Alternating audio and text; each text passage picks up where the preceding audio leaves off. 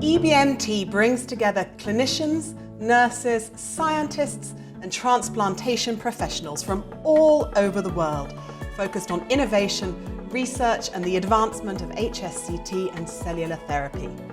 Now, as the 48th annual meeting and the third virtual edition gets started, we're here to bring you the highlights on EBMT TV. We're back for Sunday at the 48th annual meeting of the EBMT and the second of our daily episodes. We have plenty of exciting content lined up for you again, so let's dive right in.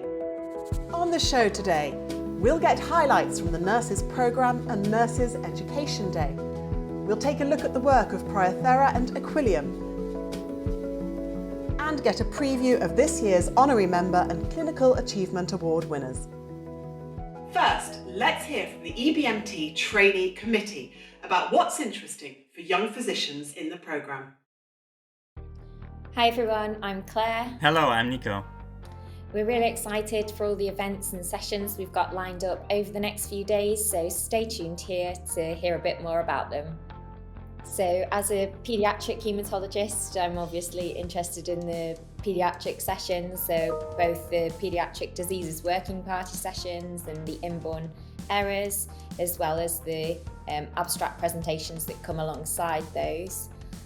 We've got some really exciting data from the UK about the relapsed and refractory T-replete cord experience for high-risk myeloid disorders, and I'm also excited to hear about the latest results from the ex vivo autologous stem cell gene therapy trials in Hurler's syndrome and MPS IIIA.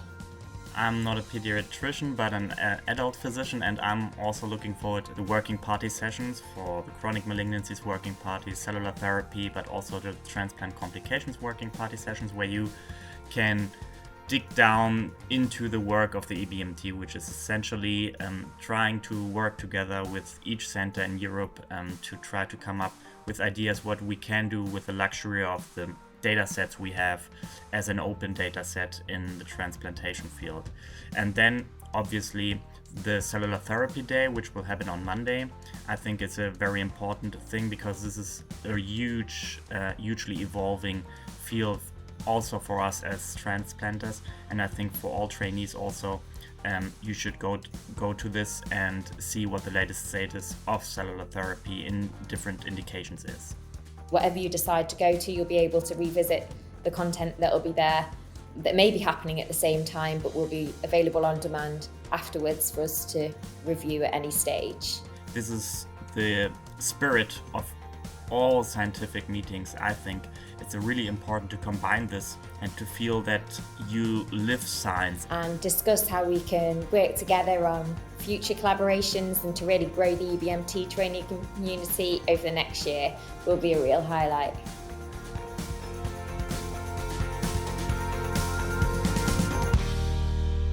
The Nurses Programme is an essential part of the annual meeting, bringing together nurses from around the world to discuss the latest trends in the field and share the very best practice in clinical care. Let's welcome Michelle Kenyon and Klara Kapitova-Maxova to find out what not to miss. The field of transplantation and cellular therapy is dynamic and ever-changing, and there are a number of sessions throughout the programme of EBMT 2022 that really help to showcase this. At our opening session on Monday, we'll be announcing a brand new role within the Scientific Committee of the Nurses Group. Our next generation NG nurse will be responsible for targeting the educational needs of our more junior transplant nurses and helping us to mobilise them to become the next generation of transplant nurse leaders. We also have our keynote lecture by Howard Catton, CEO of the International Council of Nurses, and I'm really excited to be able to welcome him. He's speaking about nurses leading and responding to the global health agenda, and of course it's always a unique experience to meet nurses from the host nation. Clara has been an inspirational and committed local nurse representing Prague on our scientific committee for the last 2 years. And for our local Czech nurses, the Education Day sessions creates opportunities to develop new roles, new services, and reflect on whether the care that we deliver matches the needs of our patients when the landscape is continually shifting. I would like to mention session 3, psychological care of patient post-transplant. It's a presentation by Hanna Messemecker for Belgium. I believe it's a very important part of our daily work agenda because the patient's mental well-being is not always given proper care.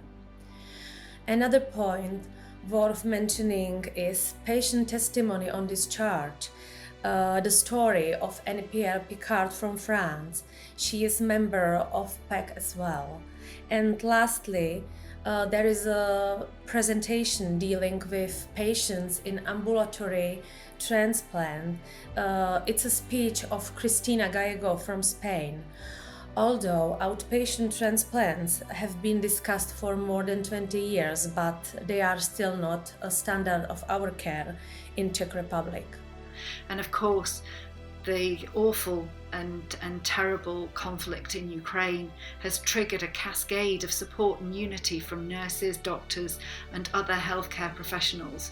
Never has it been more important to work together in a global unity across our borders to deliver patient care.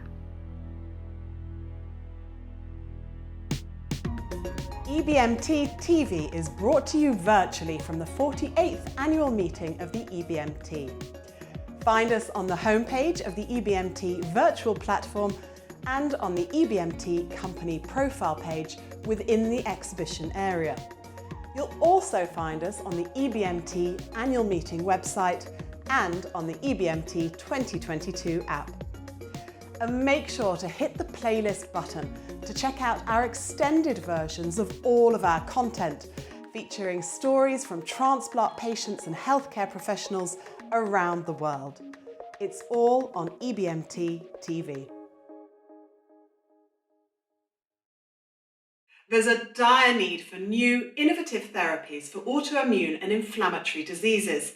Scientists at Equillium are entering a pivotal stage in a clinical trial with a therapy that may finally move the needle.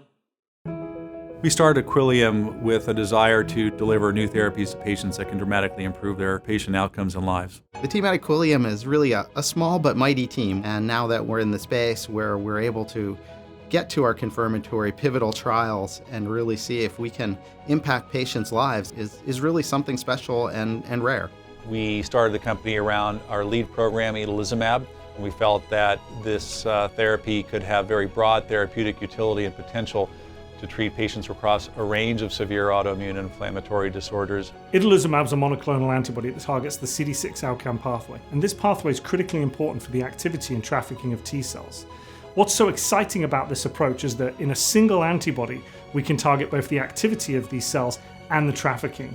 And that brings more mechanistic coverage to treat these diseases. If we can do right by patients, the rest will follow in terms of additional success, but it's really with a patient focus first. Now to Priothera, a biotechnology company developing an innovative immune modulator to enhance the curative potential of allo-HSCT for patients with hematological malignancies.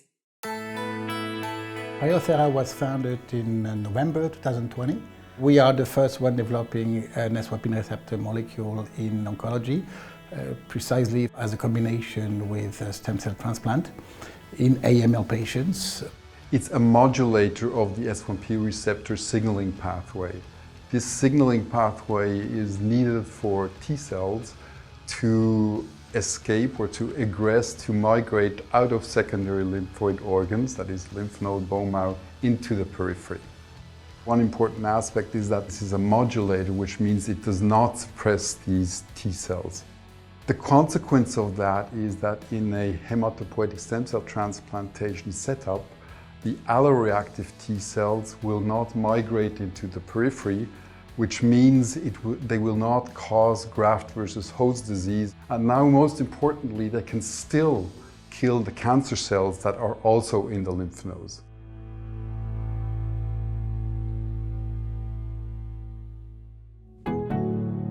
The EBMT promotes and advances the field of HSCT and cellular therapy worldwide through science, education and advocacy. Now honouring the work of its most significant members, let's hear from this year's Honorary Member and Clinical Achievement Award winners. I'm really greatly honoured to be awarded the honorary membership. And just being in the list of honorary members together with my mentor Jon van Rood, who was one of the founders of the EBMT, fulfills me with pride. For me, it also confirms that our line research group really took part in the development of understanding immunobiology of transplantation and cell therapy. It acknowledges actually the teamwork, and teamwork is the heart of the EBMT. I would like to thank EBMT for providing the unique international platform to enable continued improvements in the field of stem cell transplantation, and especially thanks to the Severe Aplastic Anemia Working Party for its open, collaborative approach that has been essential for rare disorders such as aplastic anemia. Thank you. I joined EBMT as soon as 1982 or 83, something like that. I remember the first meeting of the EBMT I participated in was in Bad Gastein. As I was also involved in the treatment of malignant lymphoma, I had the pleasure to participate to the EBMT Lymphoma Working Party. For me, it was not possible to be a transplanter, I would say, without being involved in EBMT. I want to thank the EBMT for this Clinical Achievement Award. It's 2.5 to 3 decades of work converting chronic autoimmune diseases into a one-time treatable illness. And we have been able to show in 5 diseases that we could get treatment-free remissions with improvement and no new evidence of disease for more than 5 to 10 years. You can find our publications on my stem cell site, astemcelljourney.com, which will bring you up to date. Thank you. I'm very surprised and honored to be awarded this year's Nurses Group Distinguished Merit Award. I started my career in 2007 in infectious diseases, where I worked for nearly 5 years. And then I went into hematology and transplant because I needed a new challenge. EBMT is a great network of experienced nurses. They are always available to help and share their knowledge. Thank you all for being such a wonderful group and part of my journey. I will miss you. Thank you. Many congratulations for their exemplary contribution to the HSCT field. Now that's it from us today, but do come back tomorrow to hear from this year's Van Beckham Award and Basic Science Award winners, as well as more visits to organisations around the world, advancing clinical care and research into novel treatments for patients. We'll see you then.